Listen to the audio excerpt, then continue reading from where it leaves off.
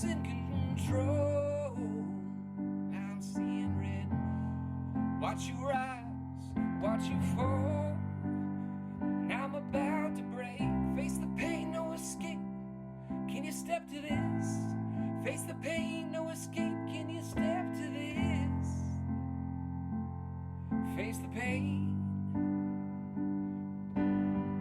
Face the pain, no escape. Can you step to this? What's going on, fight fans? Welcome to another episode of the Fixed Fights podcast with Kurt and Ben. As always, I'm Kurt. I'm here with my main man, Ben. How you doing this week, Ben? Pretty good. It's been kind of a stressful week, so I am pumped to take this time out to talk about violence, all of our favorite shit.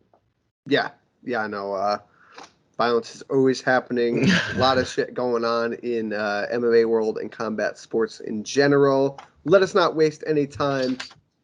UFC on ESPN, I don't know, 30-something, 31, 32 maybe? I can't follow it anymore. Sorry to interrupt, but yeah, go ahead. I've taken the habit when I write about these UFC cards, I don't care because I want to say different websites. This is like shit that nobody else cares about other than people that write about MMA. But like some websites use the UFC on ESPN 20 whatever. Some websites use UFC Vegas 38 or whatever the fuck it is. I'm taking a stand here. I'm going to just start calling these cards like that. This fight card that happened was UFC Fight Night Moises versus Makhachev, and like period. That's my personal rule from here on out. Yeah, I agree with you. And then you do the numbered events for the pay-per-views. Yeah, the pay-per-views make sense. I can remember those. Yeah, that's it, man. Yeah, I do. I feel like we have this talk like all the time, like because it gets confusing, right? You got the pay-per-views, you got the Fight Night cards, you got the Apex cards, you got the Fight Island cards. Like, dude, what are we doing here? Yeah, it's hard. Again, this is something that only people that like are, I guess, write about it really care about, but it is fucking confusing. Well, that, and if you want to be active on Twitter, because you got to get the hashtag right. But yeah, I can't fuck confusing. That up. I remember there was a card not too long ago where I was like tweeting all night and I just had the number wrong, and I'm like, God damn it. But anyways, big story coming out of this card. There's a couple of them, but I think the biggest story has got to be Islam Mahkachev in the main event defeats Thiago Moises in dominating fashion. The thing about Islam, and I want to get your opinion on this too, obviously he draws a lot of comparisons to Khabib, right? They come from the same region of the world. Khabib is his coach. He's from Khabib's camp and his father's camp. But that's not to say that they're the same inside the cage, because I think there's a lot of stark differences between the two.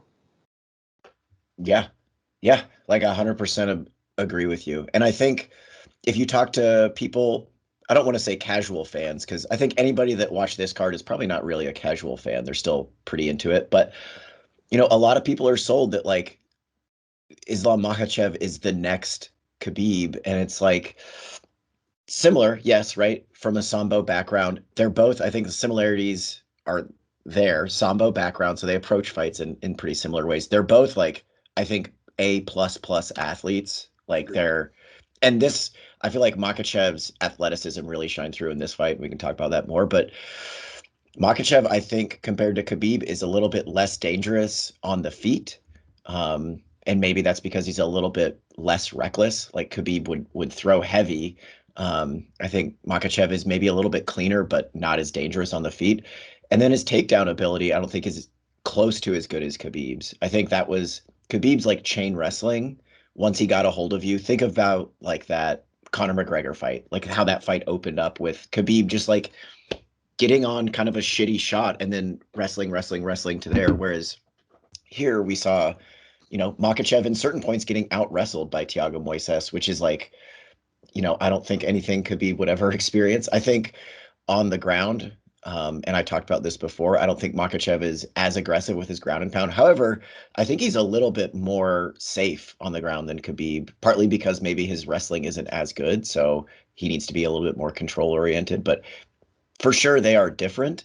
And man, I don't want to go on for too long here, but I think so much of this, I said it last week, even though he had a dominant performance again, I'm going to say it again, like I'm not entirely sold that this guy is a championship level fighter, at least yet. Yeah, so I agree with a lot of what you said there. I think one of the big differences between them, and you definitely alluded to it, is just the patience. I think Makhachev is a little bit more patient than Khabib. Obviously, Khabib is just reckless, but not to the point where he's necessarily putting himself out there where he's going to get starched and knocked out. He's just more urgency, I'd say, especially like in the ground and pound. But Makhachev, the things that he does to get the fight to the ground, he has excellent foot sweeps. The timing on his takedowns are really freaking good. I want to say his grappling is almost a little bit slicker than Khabib's. Like he has really nice back takes. He can pass the guard. Not as ground and pound oriented, but I think we differ a little bit, man. I think after seeing this fight, and again, I think I was telling you, and I said it on a couple other shows I was on. I had a buddy that was in Thiago Moises' camp, and all he talked about was how Thiago Moises has great hips, great wrestler, very strong.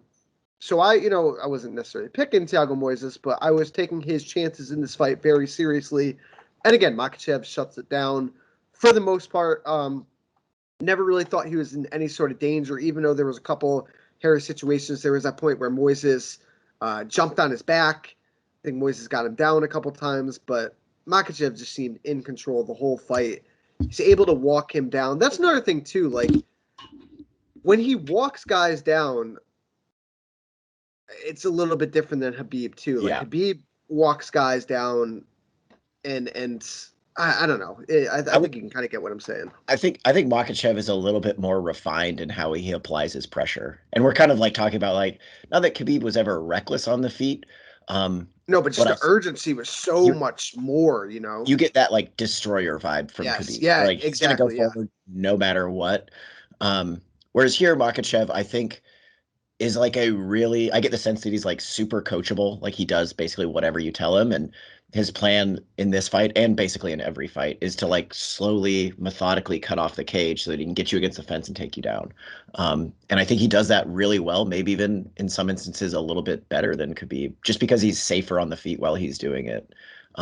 Yeah, I mean, I don't want to like shit on him because I think, like we said, this was a dominant performance. It was nice to see him against a guy who wanted to like grapple with him from his back. So I don't know. And maybe I'm not as sold on him because I feel like we haven't yet seen him in like real peril. Whereas with Khabib, they're also similar. These two guys, Islam and Khabib, are similar in that they're both slow starters. But we had seen, excuse me, right, Khabib get hurt or get tagged against, who was it? Maybe like Michael Johnson. Michael Johnson tagged them, yeah. Like, I felt like by similar points in their careers, we had seen Khabib face real adversity, and then like his ability to come back from that and like stay focused sold me that's like, all right, this guy is the real deal. I'm just like not, Thiago Moises is probably the best guy Makhachev has fought yet, and I'm really high on him. I think Moises is dangerous, but he's not a top 5 fighter, not even a top 10 fighter at this point. So let's talk about the aftermath of the fight. So Islam Makhachev going into the fight is ranked number 9. And I think we said that, a guy normally ranked number 9, fighting guy ranked Moises was 14, generally isn't going to get a fight with just about anyone in the top 10, sans the champion, right? But I think Islam Makhachev is a little bit different. Today, Islam Makhachev is ranked number 5, so he jumped up 4 spots. I think that's pretty fair. What about you? And so here's the thing too. Like I'm sorry, Ben, but he only jumped Tony Ferguson on a 3-fight losing streak, Dan Hooker, Conor McGregor, and Dos Anjos. So it's not like he jumped guys that are on like 4 or 5 fight win streaks. I think when you put it in that perspective, it sounds fair, especially because I think he should be for sure ahead of McGregor, for sure ahead of Tony Ferguson at this point. I don't know about putting him ahead of RDA because RDA at least he had that win over Paul Felder. And I assume Felder was ranked when that fight happened. I'm not entirely sure. He was, I want to say like 8 or 9, something like that, 7 even maybe. I don't know. It feels like how long was Tony Ferguson's win streak before he was ranked 5th in the division? I think is a little weird. But you do when you bring up the point that like he jumped these guys, it sounds like he should for sure be ahead of Conor McGregor. What is Hooker's recent record? He's coming off a loss, right? A loss. I want to say I he's like should know this. 3-3 in his last couple. So because he had the losses to Poirier and Chandler. Yeah. Okay. So yeah, I mean, when you put it like that, but we also need to put in perspective he was fighting the number 14 guy, and typically that doesn't like the way the rankings often work is that doesn't if you fight somebody below you, it doesn't necessarily jump you up high. I agree. Put on your matchmaker hat. Who is next for Islam Makhachev? Dude, I was trying to decide here. I think the kind of boring answer, and I think maybe the answer that the UFC will go with is Rafael dos Anjos. Not that that's boring. I think that's a fun fight because they were booked previously in a main event. Dos Anjos coming off a win as well. Like I said, that win over Paul Felder. So I think that fight makes a ton of sense. The reason why I say that's less boring is we've seen RDA throughout his career what happens when he faces guys that are bigger, stronger wrestlers. So it's a little less exciting because I know how that fight's going to go. Maybe you're going to say this name, but I'd like to throw out Justin Gaethje as a potential opponent for Makhachev just because he's out there and I need to see Makhachev against a guy like that can we maybe defend a takedown. I guess he looked shitty previously, but I think everybody else is kind of booked up. And I know he asked for Chandler. I don't really like that fight right now, at least for him. I don't know. There's lots of options. So my take on it, I agree with the Dos Anjos fight. I definitely think that one is there. They've been booked before. Dos Anjos is almost in like that Hooker realm where it's like you beat Dos Anjos, you're the elite, but you can take an L to Dos Anjos. The one for me, I can't say Justin Gaethje. I need to see Justin Gaethje fight Michael Chandler. That is the only fight I want to see. I need to see it. Dude, Beneil Dariush. That's the one for me. Dariush is on a 4 or 5 fight, 6 fight win streak. He also needs another win to really get him into that, title talk picture or the next title shot. I think the style contrast would be interesting.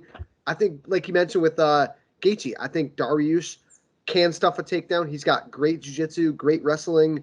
I wouldn't mind that one. If they did do a Gaethje or Chandler fight, I wouldn't complain. But for me, it's got to be Dariush. I think that's the one.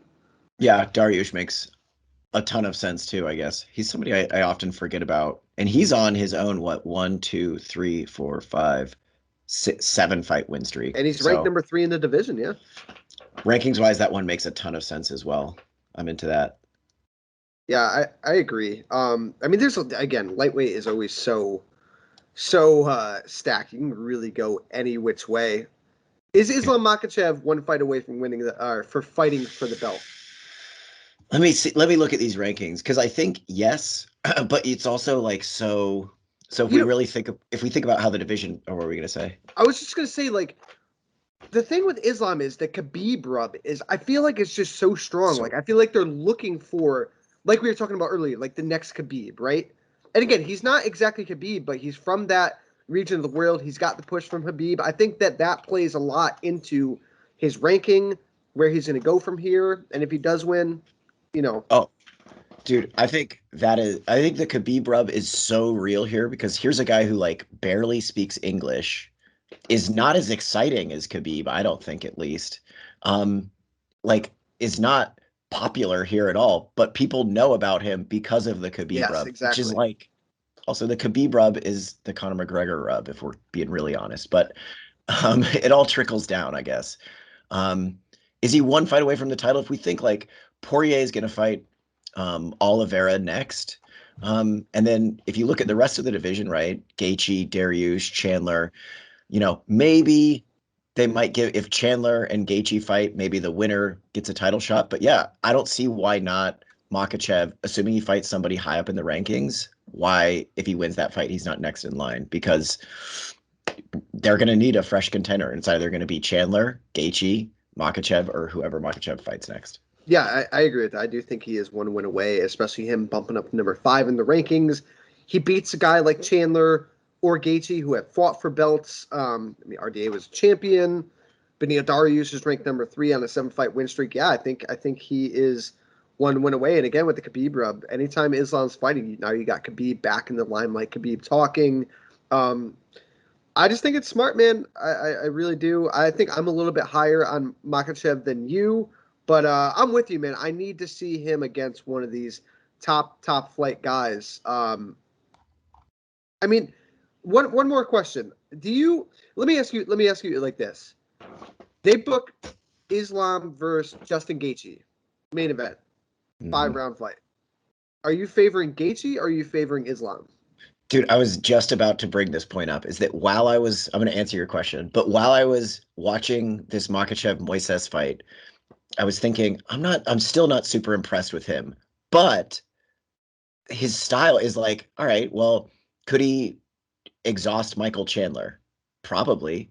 Could he take down Justin Gaethje? Probably. Like his style is such that like the guys ahead of him, he has pretty clear paths to victory. I'm not saying he can do it, but I think he has paths to victory against all the top guys. So while I'm not necessarily super impressed with him, if I think about a Justin Gaethje Islam Makhachev fight, how was Justin Gaethje's takedown defense, right, against Khabib? Terrible. Like, but terrible. Again, like we said before, though, the pressure is different Exactly. between Khabib and Islam. That's and true. Gaethje was unloading leg kicks on Khabib, constantly backing up. So if he's able to set a little bit more against Islam and really lay in with those leg kicks, could be a different fight. I do think Makhachev is not nearly as threatening on the feet overall, both with his striking and what you're talking about, his pressure, as Khabib was. I'd have to think about it. Maybe I would favor Gaethje, especially off a long rest, because I feel like if Gaethje has like less than 5 or 6 months in between his fights, it's like not like he's too beat up because all of his fights are fucking wars. But Gaethje on, I don't know how long this will be, 9, 10, 12 months of rest. October, right? All that time to clean up. I think it was September. All that time to prepare for a very similar fighter, right? That he did to Khabib. Maybe I think I would probably lean Gaethje, but it's also like I said at the top, like while I'm not super as high on Makhachev as everybody else seems to be, when I think about how he matches up with the elite of the division, he has a path. And I do think he probably could, like in a wrestling exchange, take down and control Gaethje. Yeah, I tend to agree with you there. Let's jump to the co-main event. One of the biggest stories of the event. I was super happy to see it. Miesha Tate, one of my favorite female fighters, coming back after a 5+ year layoff, defeats Marion Renault via 3rd-round stoppage. Dude, I thought Miesha looked really, really good. I thought a little bit rusty early, so she had to kind of knock the rust off. But once she got going, the takedowns were there. The ground and pound looked good. Her cardio looked good. And I think she also looks really good physically. The thing I was most worried about, and we see this all the time, like fighters take all this time off, they come back, and it's just not there. But for her, especially like having 2 kids, I just think she really got her mind right. Obviously, at the end of her career, the mental aspect wasn't there, so she took a bow, but now it seems like she's fully refocused. She's also not that old. She took 5 years to let her body heal and her mind heal. I'm pretty damn high on Miesha coming off this win. Yeah, I think you nailed it, man. I think a lot of people, we typically expect when a fighter comes back after this like long, like 4 or 5 year retirement, quote unquote, we don't expect the best. But like physically speaking, I was fucking blown away. Like I thought having kids for most people like wrecked women's bodies. Man, she looked, like you said, I think she really got her mind right. And something we both probably like about Miesha is that she is pretty open and honest with like where she's at mentally. And, you know, when she retired, she said, my head is not in it. And now she's back and saying, my head is in it. So yeah, and I'm with you too on the read that like she looked rusty, like for sure, especially in the first like round and a half. Renault popped her several times. Thankfully, Marion Renault doesn't quite hit like the upper echelon of that division, but takedowns still there. Ground and pound looked phenomenal. Like all those skills are still there. And if you can't wrestle against Miesha Tate, like it doesn't matter how good your striking is, you're in trouble. I still think she might struggle with the heavy hitters, but it was a really feel good moment, I think, to see her, especially to see her get the finish, not just a decision, but get the finish. Yeah, I agree with you there. And I think one of the most important things is it gives a new name to the bantamweight division, right? And not a new name, but a big name that is returning, right? Because Amanda Nunes is just destroying chicks at 35, at 45, so she needs big names, right? There is some history with Miesha Tate, and obviously I'm not saying Miesha Tate deserves the next title shot or anything, but I think the fight we got to make, I think the fight that makes a ton of sense. You can do it as a pay-per-view co-main event. You could do it as a fight night main event. I think they got to run it back with Holly Holm. I think at this point it makes a ton of sense. The winner probably fights for the title, especially if it's Miesha. I guess Holly Holm too, because these are the fights that Holly Holm usually wins. Yeah. I mean, I think that is the obvious chance. And I feel like a lot of people are like, oh no, that doesn't make any sense. It makes the most sense. Yeah. Right? Like people are talking, oh, she should fight Julia Avila next. Or what? Like Macy Chiasson. Isn't Macy, I think, who is Macy? Macy's fighting Aspen Ladd this weekend. They were talking about, I saw people saying they should fight, the winner of that should fight Miesha Tate. And it's like, why would we slow play Miesha Tate? You can't slow play her, no. Yeah. Strike while the iron's hot. She's here for a fun time, not a long time, yes, right? Exactly. You're right that she's not as old as I think people thought. She's only 34. Yeah, I know. And in the women's game, that is not super old, especially. But yeah, there's that history with Holly Holm. Their first fight is one of my favorite. It wasn't so good.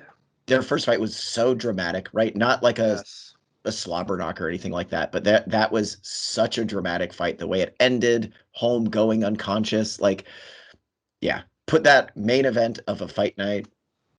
Holly Holm is a big draw everywhere, for not a big draw, but a draw everywhere for some reason still. Like, sign me up. There's history there, and yeah, people clamoring for Miesha Tate to fight like other true contenders. Like, no, like her fighting somebody like Julia Avila, she's either going to beat Julia Avila, doesn't help her at all, or Julia Avila beats her, and then we're less excited about Miesha Tate. So I think you book it: Miesha Tate, Holly Holm, Jermaine Durandamy, Irene Aldana. Boom, there's your top of the division. See who looks the most impressive. Get him in for a title shot. 100%, 100%. And again, like, I don't like Miesha Tate's chances against Amanda Nunes, but do I like anybody's chances against Amanda Nunes? No. So generally not. Yeah. Hey, shout out to Marion Renault on an awesome career. Obviously, the last 5 fights she lost. But man, look at those names. Miesha Tate, Kat Zingano, Yana Kunitskaya, Raquel Pennington, Macy Chiasson. 4 of those 5 either held the title or fought for the title. Dude, she was 44 years old stepping in there. So props to her. She didn't get the dub, but she went out like she wanted to, fighting. So props to Marion Renault. Yeah. Shout out to the world's like toughest gym teacher. I know, Freaking, right? Imagine, I don't know if I think she maybe teaches middle school gym or something. Imagine being in 7th grade, seeing your gym teacher out there fucking throwing down. I know, fighting in a co-main event against a former world champ. Love it. Pretty cool. Mateus Gamera just goes through Jamie Stevens like a knife with butter. Gamera, here's the thing. He's like 18-1, 19-1 now. And his one loss against Guram Kutaladze, even Guram was not confident he won that fight. So Mateus Gamera could be undefeated right now. He's a freaking buzzsaw. Looks really good. I think he's another guy that's knocking on that top 10. He deserves a big fight. You could even match him up with like a Thiago Moises, who's coming off a loss but still ranked 15. I think any of those guys either at the bottom half of the 12 to 15 or right outside the top 15 is a good point for Mateus Gamera. But man, he's coming. Yeah, people forget that first fight, that loss against Kutaladze in his UFC debut was on a short camp, split decision. Let's not forget that he came in as like really high. I mean, a KSW champion. So Gamrot, I think I'm with you. How about this? Brad Riddell for him. Yeah, dude. I think that is absolutely. Yeah, because I think Gamrot's UFC debut kind of threw us all for a loop because he is a fun, like hyper aggressive action fighter. So is Brad Riddell. So I want to see that happen. They're both kind of in similar spots. Yeah, dude, sign me the fuck up. That is a great fight. Yeah. And then if you look on the flip side, let me ask it to you like this: does Jeremy Stevens have a place in the UFC still? Probably. Oh man, they seem unlikely to let guys like him go, because I think he'll still accept whatever paycheck they're offering him. Um, does he still have a place? Probably. I think if his contract were up, I think we would know about it, and I didn't read that anywhere. So I think as long as he still has contracted fights, they. I mean, he was fighting Calvin Kattar just one fight ago. So Well, yeah, if you look Yair at, Rodriguez before that. So I know yeah, Zabit, I Jose think Aldo, you know. I think so. I saw that he asked for he was like, the fight that makes sense next is me versus Conor I McGregor. And I saw was like, that. Yeah, probably not, buddy. Like, probably not. But you're probably not going to get a Conor McGregor fight, but yeah, dude, I still think he has a place. I think that Jeremy Stevens is always going to be a tough out. He's generally hard to put away. Obviously, Gamrot ran through him very easily, but I think he does have a place still. The guy debuted in the UFC in like 2000 fucking 7, something like that.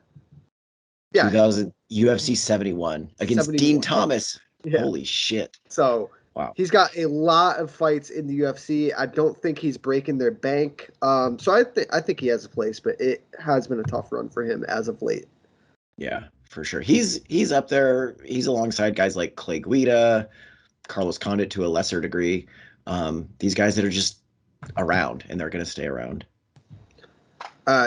Rodolfo Vieira gets a big win over Dustin Stolflutz. I'm always like butchering this poor guy's name. Stoltzfus, I think. Stoltzfus. Yeah, there you go. Yeah. I thought it was pretty impressive from Vieira. Obviously, he still has things to work on, but I thought his striking looked improved in this fight. I thought his cardio looked pretty good. He had to dig deep. He got takedowns when he needed to, and he found his way to finish the fight. A fight that he might have been losing. It was pretty damn close. So yeah, I'm pretty pumped for Vieira getting another win. I think he looks pretty damn good. Yeah, I think this will do wonders for his confidence. Like if you listen to his interviews recently, like he's been pretty open about like, oh, I need to be more comfortable on the feet. I don't enjoy fighting. Like, so I think the fact that he basically just boxed for 2 rounds or a round and a half or so, it does wonders for his confidence. Yeah, agreed. He looked really good. Billy Quarantillo defeats Gabriel Benitez in the main card opener. Absolute freaking war. What did you think about the stoppage in that one? I was fine with that. I mean, it was a bit of an accumulation at that point. That's what I said. Like, I mean, yeah, I was fine with that, especially because I didn't feel like I got robbed of any violence, right? Yeah. Like that Yeah, fight, exactly right. like Billy Quarantillo, man, he's up for me. He's like getting to that Brandon Royval type of realm where it's like, got to see this guy fight every time because it's always exciting. Always exciting. It's almost like it's good that he's not super athletic, right? Because he doesn't put guys away immediately, but he also takes a ton of punishment coming back. Like, I really like watching this guy fight. Yeah, he's super fun, and that was a big win for him. Zooming down the prelims really quickly, Danny Rodriguez gets a big win over Preston Parsons.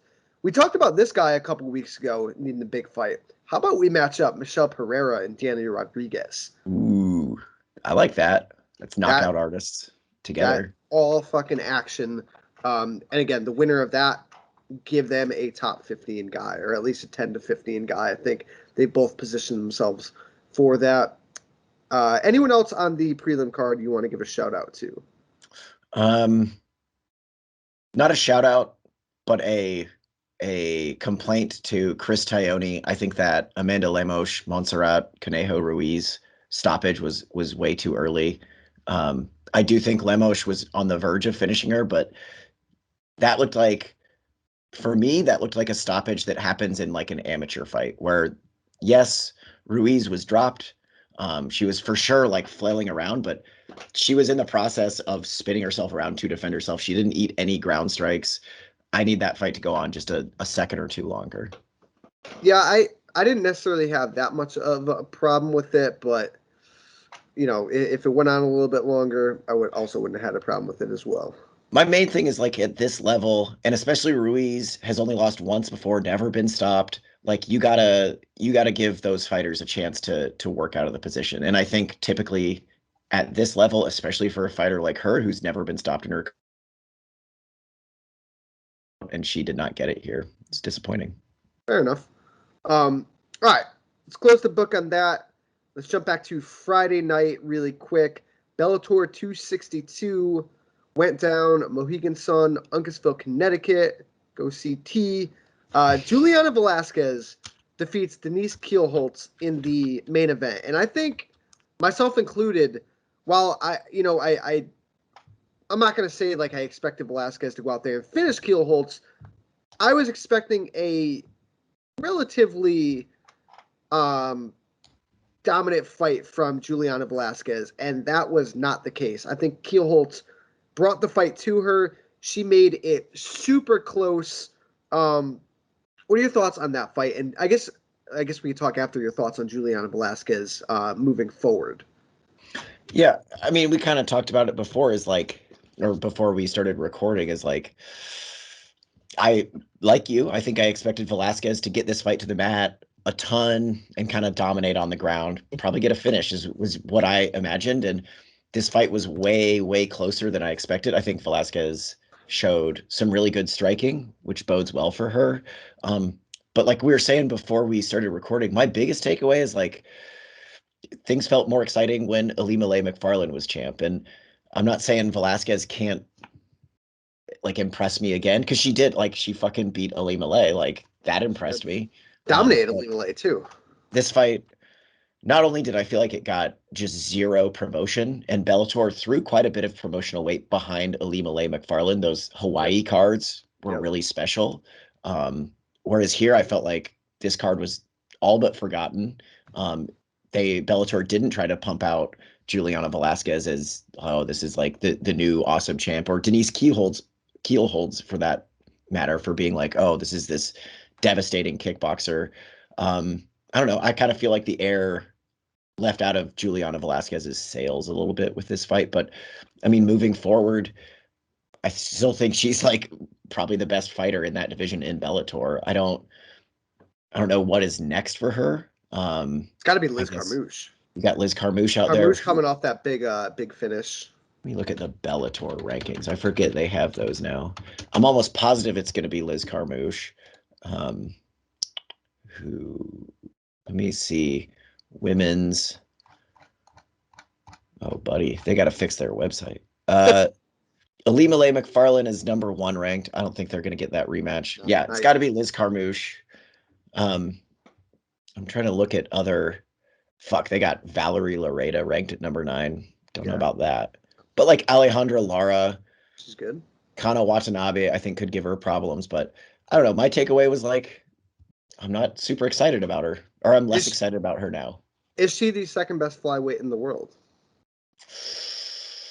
What other top? Let me look at the UFC rankings. For a while, I think Jessica Andrade would fuck her up. Okay, fair enough. Because for a while, when Ilima-Lei was champion and undefeated and run through girls, I was like, the fight I really want to see is Ilima-Lei Macfarlane versus Valentina Shevchenko, and then she gets destroyed by Juliana Velasquez, and I'm like, okay, maybe Velasquez is the second best fighter in the world. And then this one kind of, I'm with you. I don't think she is, and that's not to say she's not a good fighter, but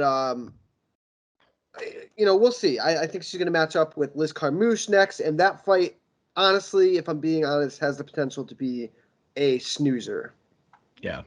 I mean, the Liz Carmouche still has a bit of that stink from her fight with Valentina Shevchenko, which is like one of the worst most boring title fights in UFC history. Agreed.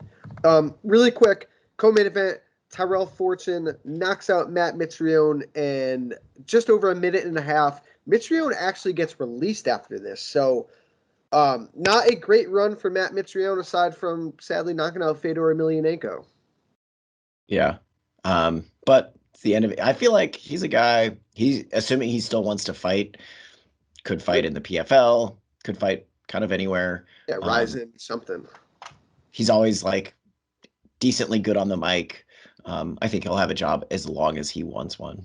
He will land on his feet. Last one I want to give a shout out to, dude, Johnny Eblen. Undefeated. Dude is coming. He looks really, really freaking good. Yeah, all the way on that train. I'm looking down. I'm also into Cody Law. I think I mentioned him. Stud wrestler, still looks good. He's a guy like Johnny Eblen is much further into his career than that, but similar, a guy that could be a homegrown Bellator talent. Agreed. All right, let's move on to the card happening this weekend. Dude, this fight is extremely interesting. I think it's got to be one of the most interesting non-title fights on the docket in all of MMA coming up. TJ Dillashaw returning from a 2+ year layoff to take on Corey Sandhagen in what's probably got to be the number one contenders fight, at least for Corey Sandhagen. It is two guys with kind of similar styles. I mean, they both have very good footwork, both very explosive. Let me ask it to you like this. Obviously, it was very rough for Dillashaw on his way out, getting knocked out by Cejudo, getting stripped of his title. He obviously, we've seen it a lot of. Sometimes guys will pop for steroids, and the fans are got their back. But it seemed like Dillashaw, nobody had the guy's back, and now he's back. What do you expect from TJ Dillashaw, or can you even answer that? It's hard. I mean, like, in terms of specific, like, in-cage stuff, I think that's really hard to answer. And anybody who I think is confident that's not in TJ Dillashaw's camp doesn't know what they're talking about. But I don't know, man. I think PEDs, whatever aside, who knows how long he was using them. I'm of the mindset that he didn't test positive until he tried to make 125. And if I trust that test, I have to trust that he wasn't also using before when he won the title. I think he has a true like championship mindset. I think he's proved that. So I expect him to come back strong. Like in terms of like what does he look like skill wise, that's much more of a question. But I have very little doubt that he's going to come in like very prepared, in good shape. Just because you have to remember, like, this guy was a champion. The fucking ass whoopings he put on Henan Brow were legit. So I think I have high expectations for his return, but like in terms of like skills, like I think a lot could be different. I don't know, man, but I'm with you at the top that this is such an intriguing fight, such an exciting fight. It really, really is. I'm with you. Obviously, it's going to be hard to get any sort of read on Dillashaw until you actually see him in there. He's also 35 years old. Hasn't fought in 2 years. Yeah, I don't know, and I think that's a lot of the intrigue in this fight. These guys have also trained before. What were you going to say? Oh no, I was just going to say on like their ring rust. I don't want to get too far off topic here, but a couple of things is I feel like Dillashaw is a guy who spars hard a lot. And I know he's had issues at other gyms being accused of sparring too hard, but I do think if that's typically how he trains, I think that's going to help diminish the amount of ring rust, right? If he's in 80-90% sparring sessions often, I think his timing will be a little bit more there. But on that same tip, I think if he is experiencing ring rust in this fight, he's going to lean on his wrestling, which I think is going to be like the X factor here. Because I think a guy like him, lifelong wrestler, his instinct is always still going to be when the going gets tough to like shoot a double leg, get this fight to the mat. And I don't know if he can do that consistently, but that's what I think that'll be big for him to avoid issues. Like if he's getting tagged on the feet because he feels like his timing is off, I think he has the ability to at least try to get the fight to the mat. Yeah, I think it would be smart to vary it up. I think he would be able to put Corey Sandhagen on his back. I mean, we saw Aljamain Sterling take Corey Sandhagen down and choke him out very quickly. I don't see that obviously happening in this fight, but if you got to make a pick, how do you see this fight going, and who do you see winning? Hard. It's a tough one. If it gun to my head, I guess I'm going Dillashaw by decision, just because I think the wrestling will be there. But dude, like I could also see Sandhagen flying knees him into oblivion in the first 30 seconds. Like that's not out of the question. That'd be really sad. It would be exciting. I'd be set, but I want to see at least a couple rounds of Dillashaw in action. I'm gonna go Sandhagen via third round stoppage. I think just Sandhagen is his time. I like what he's doing. He's just so multi-dimensional, and his footwork and his striking is just so freaking good. Not unlike Dillashaw was a couple of years back. I just think Corey Sandhagen's got it going. I think it's going to be a fun, interesting fight, but I think he stops him in the third. The lines for this fight, surprise, they're not so high, but Corey Sandhagen's around a minus 200 favorite with the comeback on Dillashaw plus 160. I think it's a little bit steep. I thought they'd be a little bit closer, but Sandhagen is the rightful favorite. Yeah. The other dynamic that I would talk about in this fight is that I know Sandhagen is a guy that can fight on his feet, both on the front foot and the back, like on the counter and on the lead. He generally does his best work when he's pressuring, but again, like Dillashaw could have changed so much about his striking in these past 2 years, but the fact that Sandhagen can fight well on the counter gives me pause, because we've seen Dillashaw can be a little predictable. As wacky as he looks, he does get caught on the entries to striking quite a bit. And then if he's at all like out of sorts on the feet, Dillashaw can't fight well off of his back foot, but Sandhagen fights incredibly well when he's leading. So I think if the striking scales start to tip in Sandhagen's favor, that is a huge problem for Dillashaw. Again, unless he can consistently get the fight to the mat. Yeah, we'll see. This is excellent matchmaking. All right, co-main event. We can talk about both these fights together. There's two really big women's fights on this card. Co-main event: Aspen Ladd returning herself after just about 2 years or close to it. Yeah, December 2019 was her last fight. She's taking on Macy Chiasson. Aspen Ladd, I think, has been. I mean, we've kind of been talking about her possibly getting a title shot for a couple of years. She took that really bad knockout loss to Jermaine Durandamy. She's coming off a really bad knee injury. The odds for this fight are a little bit steep as well. Aspen Ladd's around a minus 200 favorite. Are people not giving Macy Chiasson enough credit in this fight? Because I think this is a pretty damn close fight. Yeah, that very much surprises me. I would maybe even pick Chiasson as a favorite here. I guess I'm picking back-to-back underdogs, but Chiasson is former featherweight, super tall for this weight class. She does not have, I would say, great takedown defense. And I assume that's what Aspen Ladd is wanting to do, but let's not act like Aspen Ladd is like Tatiana Suarez or something, right?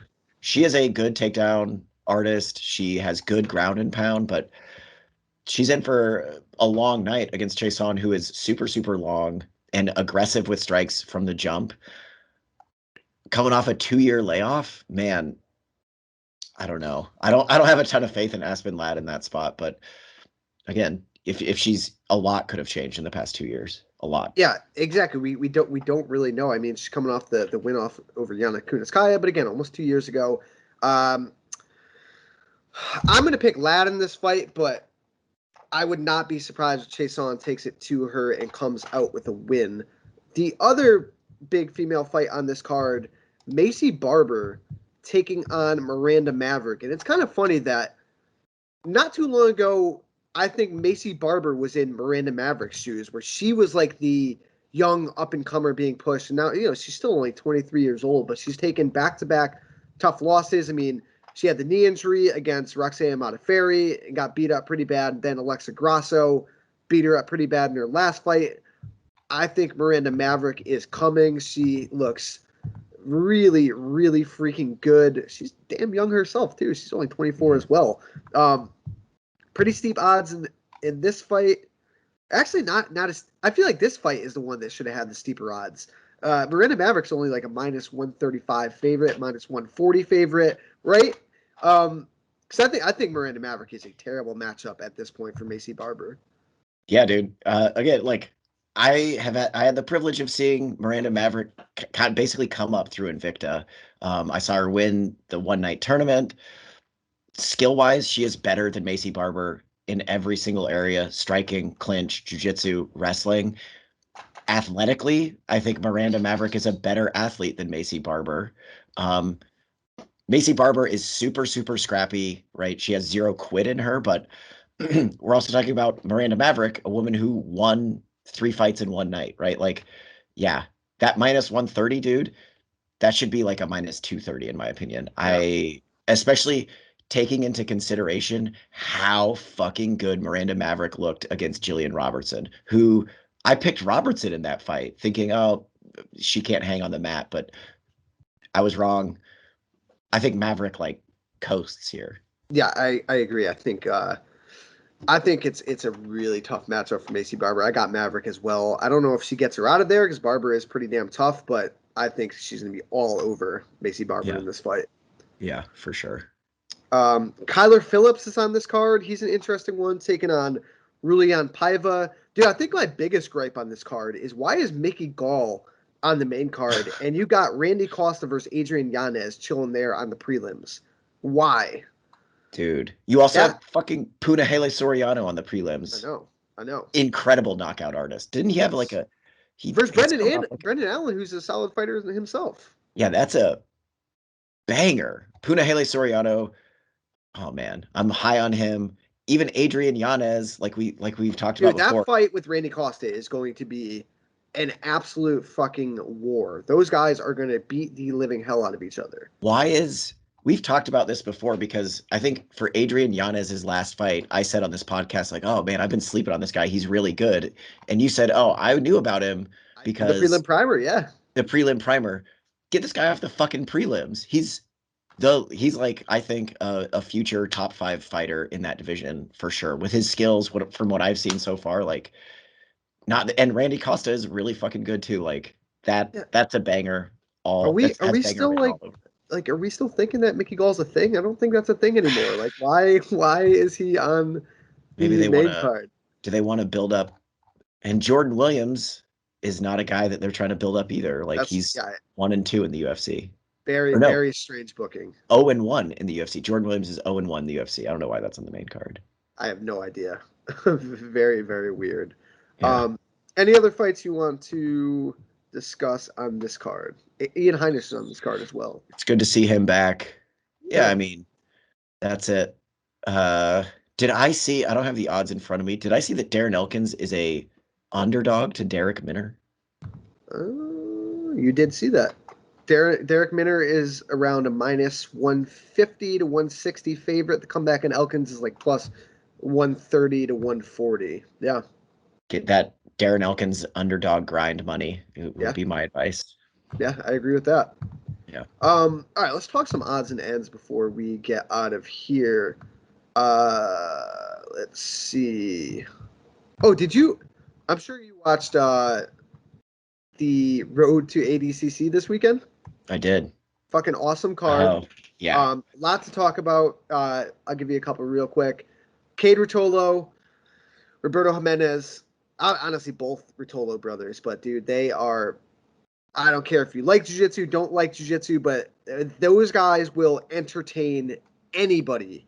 Their fights are awesome. Roberto Jimenez gets a big dub there. I think the biggest thing we got to talk about is, dude, Mikey Musumeci taking a fucking heel turn, talking a little shit. What was your opinion on A, the match, and B, what he said afterwards? And if you want, you can give the fans or the listeners like a little bit of backstory. So, because this is more of like a niche sport, obviously. Mikey Musumeci, kind of the golden boy of jiu-jitsu right now. Super nice. Making his run through Nogi this year, matched up with Gio Martinez, right? Long time, like black belt, submission only, Nogi competitor. And there was like, for jiu-jitsu, for jiu-jitsu standards, there was a little bit of beef and tension beforehand because typically these guys are always like, oh, I'm just so happy to be competing against this guy. So they're always like buddy because I'm somebody, maybe you're the same way, Kurt. I don't think of jiu-jitsu matches as fights ever. So it's always weird to me when they're like, I'm going to fucking kill you. It's like, what? In any event, and I think it started when Gio posted on Instagram, right? He had the long, like, I'm excited.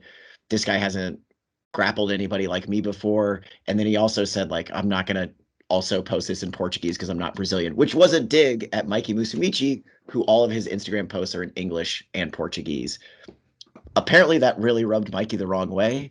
The match was, I thought, really exciting. It was very exciting. I'll go back to and we should talk about the actual match, but Mikey wins. And then on the post-fight interview, sits down and is like, I have no respect for him as a person. He doesn't deserve to be a black belt. He's a low-class individual. Goes off. It's like 3 or 4 minutes of Mikey going off. He has since dialed that back. Like, he apologized and said that when they got in mercy grips at the beginning, that Gio like twisted his finger or something. First of all, dude, Mikey, you cannot be mad about that. You cannot. That's like getting mad when a guy covers your mouth. Like, it's professional grappling. They're going to do that shit. But he did say, like, oh, of course he deserves to be a black belt. Like, I'm sorry, I was overly emotional. Importantly, though, Mikey didn't say I have respect for him. He said he respected his jiu-jitsu. And I feel like I was talking about this with our podcast producer, Justin, last night. If you call somebody a low-class person, like, your apology needs to be like very clear, because I feel like that's a kind of a deep insult. And dude, I didn't have any problem with what Gio said or did. Basically, all Gio took the dig, and also Gio said, like, I'm not here to make friends. Like, so be it. You know what I'm saying? Like, if there's a little shit talk, so be it. It's not like he's like saying anything disparaging about Mikey or his family. You know, I thought, and maybe it's just because Mikey's never experienced this, where someone is making it a little nasty and talking shit. But yeah, I really didn't have any sort of problem with Gio. I didn't think Mikey needed to go scorched earth about that. Dude, one last thing on that drama is, like, I'm with you, is like, I feel like Mikey is out of line there. It's like, he doesn't deserve to be a black belt. Like, what the fuck? But my girlfriend said this, and I'm right there with her. We were watching it together. I don't care if I don't agree with what he's saying. Mikey Musumeci, even though he was like super emotional and he didn't mean to do it in that moment, I now have a reason to watch. Like, I'm invested now. Even though, like, I think Mikey was way out of line, they're gonna be in the same 8-man bracket here in September. And they're matching them. All the way invested. And if you look at Gio's social media, you know, he's not hyper focusing on it, but Gio is not like, okay, apology accepted, it's behind us. Gio is still like reposting Instagram stories that are kind of getting at Mikey. So yeah, I think Mikey was like way out of line there, but also it gives me a reason to watch. I was never when Gordon Ryan is just talking mad shit, it never really invested me because he didn't have a counterpart, right? The guys that he was talking shit to didn't want to talk shit back. Here is a genuine, like, human level. These guys have tension, and it's real, and I'm invested. So say what you will, you know, I want to see them. I want to see them grapple again. But dude, the match. What do you think about? I want to ask you this too. Like, what do you think about Mikey under the ADCC rule set? Because obviously he won this on points, but Gio tossed it. Like, I still have questions about Mikey's wrestling, you know? Yeah, I think that's a big question. I think paying attention to time, it might be smart to try to get him up to the feet when it's about to hit the points, right? Because with ADCC rules, they have a period of time where it's sub only, right? But then once it gets to points, you're not able to pull guard, which is Mikey's big thing. He pulls, he sits the guard, he likes working off his back. So if you can get Mikey to the point where he's on his feet when those points start to tick in, you got something to work with. Because we saw Gio early in the match. I mean, he threw Mikey beautiful little step over throw. Gio got his back taken with the, you know, I don't know, a couple minutes left or whatever, and lost 3-0. But dude, I mean, this is a very exciting match. I think his wrestling is definitely something to worry about. And, like, you know, I think size-wise, Mikey's still small for that weight class. What is it, 66 kilograms? From what I understand, and if you watch after the 10-minute mark when points came into play, I think Gio's corner was telling him to come up on top, and he looked at them at one point and was like, no, no, no, no. And you even see Gio at one point when they're in a leg entanglement, and this is after points are in play, and Gio just gets double ankles because he's begging Mikey to come up on top of him. That was a battle there. Neither guy wanted to be on top. But yeah, I am way more invested in Mikey Musumeci and Gio Martinez going forward. I would love to see it. I do think it's like hilarious that Gio Martinez challenged him to a combat jiu-jitsu match. It's like, yeah, that's never gonna happen. At least do MMA or something. I know, like, what are you talking about? I know. Yeah. Last one for that card, dude. Kane and Duarte. Dude, I've been saying this. I know they fought before. Fuck Andre Galvao. Not fuck Andre Galvao, but like that match, I think Gordon is going to smoke Andre Galvao. The match for Gordon is Kane and Duarte. Especially, dude, Kanan's leg game looks really freaking good. It looks very technical. He's fucking huge. He's young. That's the match I want to see, dude. That's the match I've wanted to see. And Kanan just going out there and leg locking all these guys as of recent makes me want to see that even more. Yeah, he has looked so fucking good this year. What else did he compete in? The Third Coast Grappling. I think he beat like Victor Hugo and everybody, dude. Maybe Tex Johnson. I can't remember. But like, I'm with you, dude. That's the match to make. He has looked unstoppable.